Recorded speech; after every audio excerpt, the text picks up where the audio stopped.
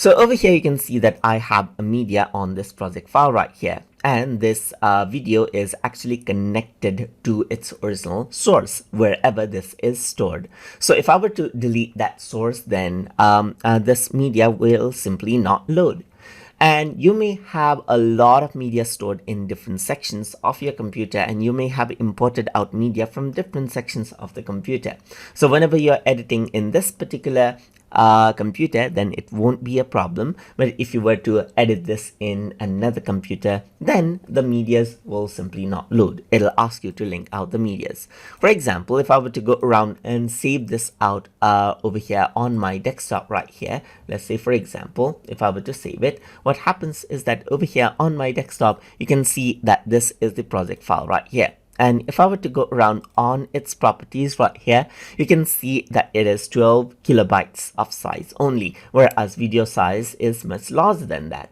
So sometimes what you may want to do is you may want to archive out your project so that you can share it out and work with it in another computer altogether with all of the media files without having linking problems. In that case, you can go around and then utilize the project archiver.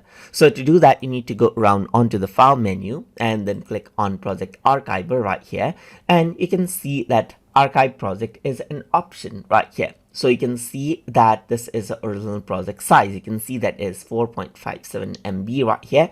So you can go around and choose where you want to save it. So now you can see that it says the option will only include the medias that you use in the timeline. Whereas if you were to copy out the project, then it'll include out the media that you have imported in the project assets as well. So let's just go around and choose this itself and click OK right here. And it archives out the project and saves it. And you can see all of the folders right here, just like this. The copied my project right here, there's the audio right here, there's captured elements and everything else. And if I were to go around and see all of these right here, if I were to see the properties, then you can see that it is 4.58 MB and all of the media files are included right here. So if you were to copy this out and take it into another computer, then it won't be a problem. The media files will easily load and you can continue editing out the project in that particular computer.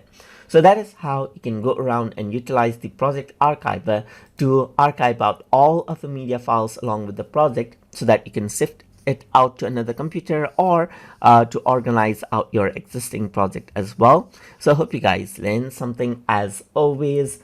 And as always, please like, comment, share, and subscribe.